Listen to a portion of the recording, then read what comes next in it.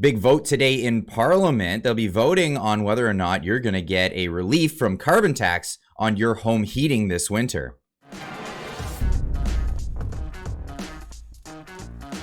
It is a big day indeed. We got Franco Terrazzano here talking about this big vote that's taking place today. All right, big vote in Ottawa on Monday. MPs will vote to remove the carbon tax from everyone's home heating bill. So if you're thinking about emailing your member of parliament, now is pretty well the perfect time to do so. So how do we get to this situation? Remember, the Prime Minister recently announced that he's going to remove the carbon tax from furnace oil for 3 years.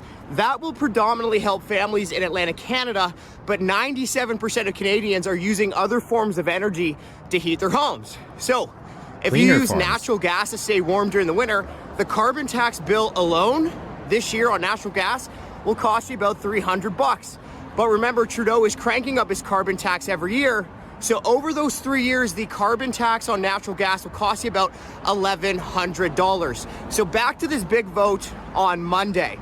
It's a Conservative Party motion, so those MPs are going to vote in favor. The NDP said that they will support the motion to remove the carbon tax from everyone's home heating bill. So that leaves the Liberals as the last major national party standing in between your way of getting carbon tax relief this winter. So if you have a member of parliament, send them an email. Now is the perfect time, especially if you have a Liberal member of parliament. Tell them that you and every other Canadian deserves carbon tax relief this winter, and ask them an important question. What's more important to them? Delivering relief for their constituents and for you, or loyalty to Prime Minister Justin Trudeau? Okay, so hey, if you're thinking about emailing an MP, now is the perfect time to do so before the big vote on Monday to remove the carbon tax from everyone's home heating bills. Absolutely. Well, today's the day. You still have time. You still have time. Flood those inboxes, because here we have it here. Parliamentary business, Monday, November 6th, 2023. This is the opposition motion, carbon tax pause on home heating. That, given the government has announced a temporary 3-year pause on the federal carbon tax for home heating oil, the House call on the government to extend that pause to all forms of heating. We don't tax produce in Canada. Why are we taxing home heating? This is the big question here. Now, famously now, Scott Moe from Saskatchewan, the premier over there, he basically said, well, if they don't extend this, well, he's just going to go ahead and do it on unilaterally. Today on CTV's question period, I was asked if I will be breaking the law when Sask Energy stops collecting and remitting the carbon tax. Actually, I'll be following the laws of Saskatchewan and the laws of thermodynamics. Here he is being asked on is controversial, I guess, but a lot of people cheering him on for saying, well, if they don't take the tax away, we're just not going to collect it. Premier, last week you said that if the federal government doesn't bend on carve-outs for natural gas or other heating sources, basically beyond heating oil, that you and your government as of January will stop collecting it. I just want to play for you the federal finance minister's response late last week to that threat, and then I'll get your reaction to it. Let's have a listen to Minister Freeland. It is entirely appropriate, and I think an expectation shared by all Canadians, that everyone in the country should follow the law. That's our expectation, and it's our job to ensure that the law is enforced. It will be. It's just rich, considering the whole ArriveCan app scandal, SNC Lavalin, all these other things from this party, but let this continue. Premier, does the minister have a point? Does doing something illegal here really solve anything? I would say that we're going to follow the law. Very shortly, there's going to be a law in Saskatchewan that will state that we won't be submitting the carbon tax on how we heat our homes with natural gas to the federal government. And I would say we're also following the law of thermodynamics, as heat pumps simply don't work in the climate across the prairie provinces. And so there are multiple laws in this space. Very shortly, there will be another law in place in Saskatchewan, and that's the law that we are going to follow. But with all due respect, I take your point on the piece of legislation that you're going to pass, but there is a way in which this country works, right? That you collect a tax on behalf of the federal government, or vice versa, that the federal government collects some of their taxes on behalf of the provincial government. I mean, is this the most responsible thing to do, to start off on, and I get your concerns. I certainly just put them to the federal minister, but to start off on this foot where, what kind of slippery slope are we starting here?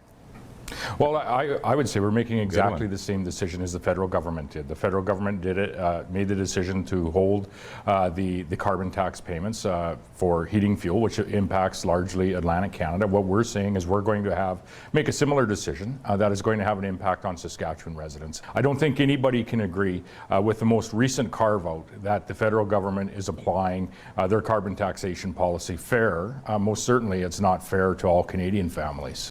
Absolutely, it's not fair to Canadian families here. And this is what the argument is. There, of course, it was a political move by Justin Trudeau to give tax relief to a largely liberal voting base in Atlantic Canada. Now, even Manitoba is joining the provinces in request for carbon tax exemptions from Ottawa. You may remember that recently they had an NDP government elected in Manitoba. They're joining in on this. Here's Pierre Poilievre on the House of Commons floor talking about this and asking the Liberals if they're going to release it so that all the Liberals can vote freely with their constituents instead of on party lines. When asked why the Prime Minister paused the paying of the carbon tax for only some people, the Liberal Rural Affairs Minister said, well, other people should have elected Liberal MPs if they wanted to be able to afford heating their home or feeding their kids. The Prime Minister has not denounced that viewpoint. In fact, he's doubling down on punishing people elsewhere. But Liberal MPs in Sudbury, Thunder Bay, North Bay, Sault Ste. Marie, they have starving constituents who are worried about the heat going out as well. Will they have a free vote on my motion to keep the heat on and take the tax off for everyone this Monday?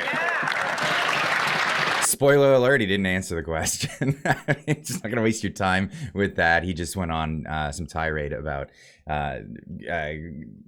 science denial, things like that. This is just ridiculous. Canada Proud pointing this out. This is huge. The NDP will be supporting the Conservatives' motion to pause the carbon tax for all Canadians.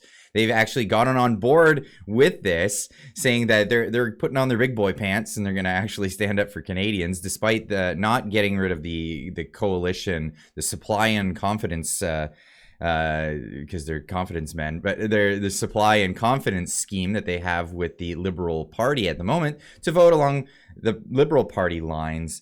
No, they're not going to challenge. They're not going to make this a confidence motion, but they will vote for their constituents here because largely, if they didn't, that's again another political move that would be very damning for them in the next election. But nonetheless, we have Stephen Guilbeault in British Columbia meeting up with Patrick Weiler of the Sea to Sky region, North Van, Sea to Sky, Sunshine Coast, and meeting up with David Eby to announce that they're coming for your land, essentially. They're announcing a $1 billion historic agreement, basically to put a squash on, industry or new housing projects in Crown land, or possibly even coming after people's private properties that they deem to need to be preserved for nature reasons. Hey, I'm here with Stephen Guilbeault, Canada's Minister of Environment and Climate Change.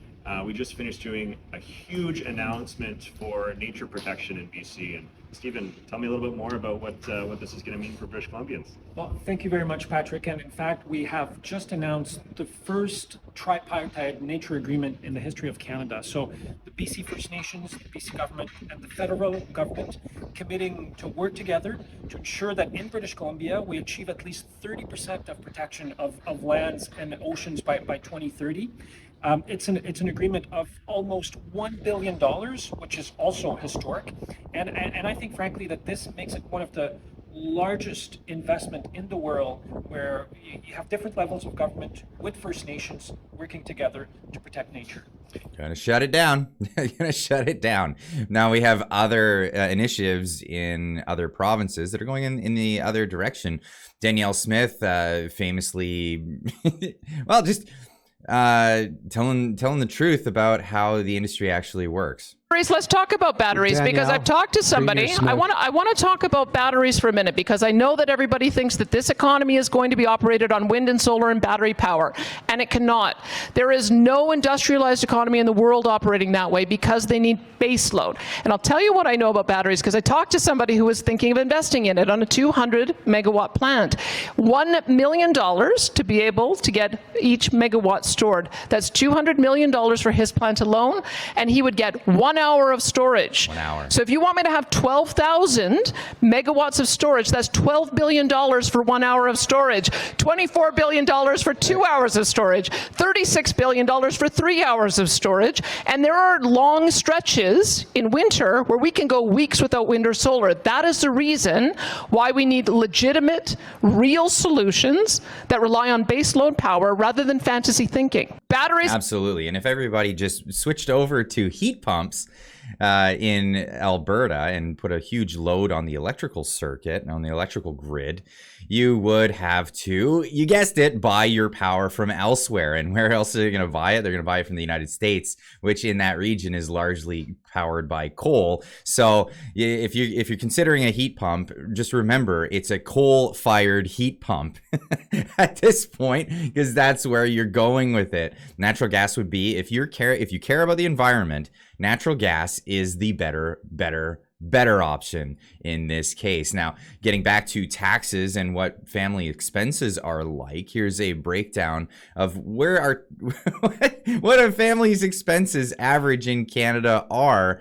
Taxes are 45.3% of our burden, with shelter being 21%, food being 11.5%, clothing 3.1%, and other stuff that you possibly might want is only 19% of your income. Now, I'd argue that a chunk of the shelter would be in taxes. A big chunk of the food would be taxes as well, because these are these hidden taxes, the hidden taxes that nobody ever thinks about. You know, you have your income taxes, you have your CPP contributions, you have income taxes either federally or provincially. Then you have sales taxes. And then you have the hidden taxes like alcohol tax. It's all included before the product even hits the shelf. There's the fuel taxes that are they're all included on the product before it even gets to the pump. There's so many taxes that you don't even realize that you're paying. And this is where it's getting to be too much. And voters are looking at it like, nah, we're done with this. We'd like to go the other way. From 338 Canada, showing the polling is if there was an election today, it looks like 205 seats would go Conservative. We're going into supermajority territory. Here's